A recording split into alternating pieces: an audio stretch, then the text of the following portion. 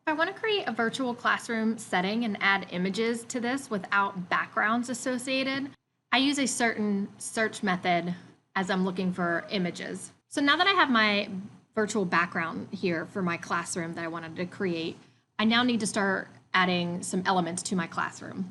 So the first thing that would be nice would be some kind of centerpiece or a board of some kind. So I'm going to go to Insert, and I'm going to go to Image, and I'm going to search the web. I want some kind of classroom board. So the one thing I like to do before I search for any image is include the word transparent in front of it so that it's a transparent image. So I'm going to do a transparent chalkboard. So I'm going to select this one and click Insert. So that's really big, right? So I'm just going to have to resize and put it to my background wall. So now I can take a text box and type right in here. I'm going to change my text to writing. All right, so I added some text to my chalkboard so that students know what to do when they come into class. So I also want to pull in a couple more images. So again, I like to use transparent in front. I'm going to resize this. So as I continue to add images, this is all I will do. I'll go to Insert, Image, search the web, transparent, and then just add whatever I want to find. All right, so I've added a couple images now so that I can give you some examples of what to do with images while they're in here. So first thing is I added a carpet. The problem is because I added it after the chair, it now looks like it's sitting on top of the chair. So one, I need to crop this down. The box that encompasses the image is just really large and it doesn't need to be. So if I double click on this, do you see a black line appears? So what I can do is I can take those black lines and put them as close to the image as possible.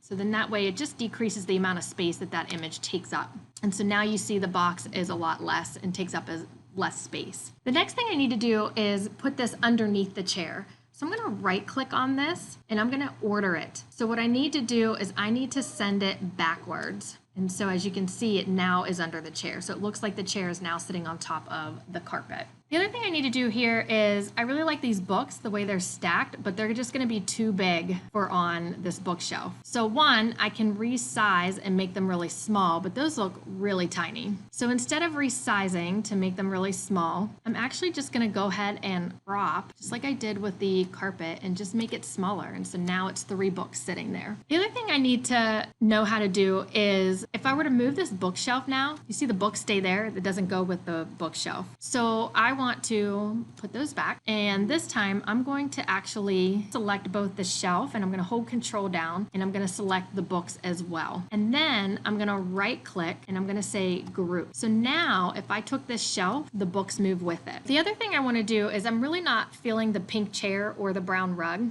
So I want to make them a different color. So if I select an image, so I'm selecting the carpet right now, I have format options. So I can come over here and recolor this. And right now there's no recolor because that's the color it came in. But maybe I want to make it blue. And then I can kind of color coordinate this and do format options for the chair. So I can do that with anything. They give me some recolor options when I'm doing some of the different images. Another thing you might want to do with your images is to make this that interactive classroom, that interactive virtual classroom, is to link items into here on your images. So instead of just linking text where we normally highlight a word and link right there, we can actually do that with images. I want to send the kids to watch a video about the United States. So I'm going to go to YouTube. I already picked my video and I'm going to click share and copy that back to my mini course. I can click on the image and then come over to the link and I'm going to insert this link. So I'm just going to paste in the link I gave. And so now if I gave this to them in edit mode, they could click here and then they would just be one more click to open the video. If it was in present mode, they would just click right on the image of the United States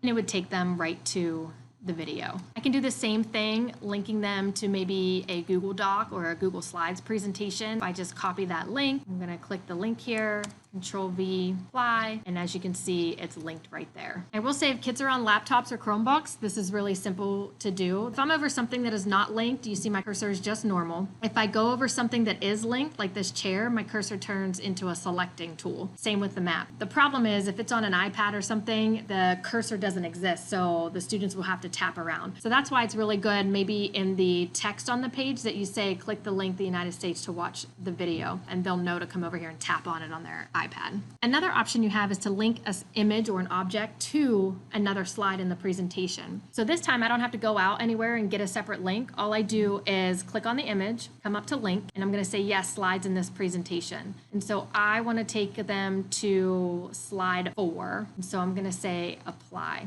When this is in present mode, when they click on this carpet, it's going to take them to slide 4. So I hope this makes it easier for you to add and manipulate images and crop them and edit them right inside of slides.